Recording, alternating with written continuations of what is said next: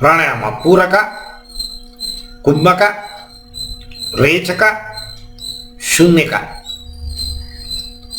4 ಥರ. ಪೂರಕ ಗಾಳಿಯನ್ನು ಎದೆ ತುಂಬ ತುಂಬಿಸಿ, ಕುಂಭಕ ಅದನ್ನು ಎದೆಯಲ್ಲಿ ಹಿಡಿದಿಟ್ಟು, ರೇಚಕ ಸ್ವಲ್ಪ ಹೊತ್ತು ಆದ ಮೇಲೆ ಹೊರಗೆ ಬಿಟ್ಟು, ಶೂನ್ಯಕ ಗಾಳಿಯನ್ನು ಖಾಲಿ ಮಾಡಬೇಕು. ಎದೆಯಲ್ಲಿರೋ ಗಾಳಿಯನ್ನು ಖಾಲಿ ಮಾಡಿದ ಜಾಗವನ್ನು ಉಸಿರು ಹಿಡಿಬೇಕು. ಪೂರಕ, ಕುಂಭಕ, ರೇಚಕ, ಶೂನ್ಯಕ ಇದನ್ನು ಯಾರು ಮಾಡಬೇಕು ಅಂತಂದರೆ ಆಧ್ಯಾತ್ಮದಲ್ಲಿ ತುಂಬ ಆಳವಾಗಿ ಹೋಗ್ತೀನಿ ಅಂತನ್ನೋರು ಮಾಡಬೇಕು. ಆದರೆ ಈಗ ದುಡ್ಡು ಮಾಡೋ ಸಲುವಾಗಿ ಕಾರ್ಪೊರೇಟ್ ಗುರುಗಳು ಬೇಕಾಟು ಜನ ಇದ್ದಾರೆ. ಹೆಸರು ಹೇಳಕ್ಕಿಟ್ಟ ಇಲ್ಲ. ತಮಿಳಿ ಕತ್ತು ಕುಟ್ಟಿಗಳು ಅಂತಾರೆ. ಕತ್ತು ಕುಟ್ಟಿಗಳು ಅಂತಂದರೆ ಅರ್ಧಂಬರ್ಧ ಕಲ್ತೋರು.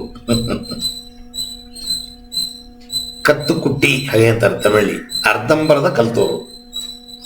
ಅವರಿಗೆ ಏನು ಹೇಳಿಕೊಡಬೇಕು ಹೇಳಿಕೊಡಬಾರ್ದು ಅಂತ ಗೊತ್ತಿಲ್ಲದೆ ಏನೇನೋ ಜನಗಳ ತಲೆಗೆ ತುರುಕುತ್ತಾರೆ. ಸಂಸಾರದಲ್ಲಿ ನಾನು ಇರ್ತೀನಿ, ಆದರೆ ನನಗೆ ಆಧ್ಯಾತ್ಮದ ವಿಚಾರಗಳು ಬೇಕು ಅಂತನ್ನೋರು ಪೂರಕ, ಕುಂಭಕ, ರೇಚಕ, ಶೂನ್ಯಕ ಬೇಕಾಗಿಲ್ಲ. ಗಾಳಿಯನ್ನು ತಗೊಳ್ಳೋದು ಬಿಡೋದು, ಗಾಳಿಯನ್ನು ತಗೊಳ್ಳೋದು ಬಿಡೋದು, ಪೂರಕ, ರೇಚಕ ಎರಡೇ ಸಾಕು. ಈ ಪ್ರಾಣಾಯಾಮದಲ್ಲಿ ಪ್ರಪ್ರಥಮ ಶಬ್ದದಿಂದ ಮಾಡುವ ಪ್ರಾಣಾಯಾಮಗಳು ಎರಡಿದೆ. Important, basic LKG UKG. ಆದರೆ ಇದು MBA ಓದಷ್ಟು ಅನುಭವ ಆಗುತ್ತೆ. LKG UKG ಶಬ್ದದಿಂದ ಮಾಡುವ ಪ್ರಾಣಾಯಾಮ, ಓಂಕಾರ ಮತ್ತು ಭ್ರಮರಿ 2 ಪ್ರಾಣಾಯಾಮಗಳು ನಿಮ್ಮ ಮನಸ್ಸನ್ನು ಎತ್ತಿದ ತಕ್ಷಣ ನಿಯಂತ್ರಣ ಮಾಡಿಬಿಡುತ್ತೆ. ಪ್ರಾಣಾಯಾಮ ಅಂತನ್ನೋದೇ ಮನಸ್ಸನ್ನು ನಿಯಂತ್ರಣ ಮಾಡುವ ವಿದ್ಯೆ.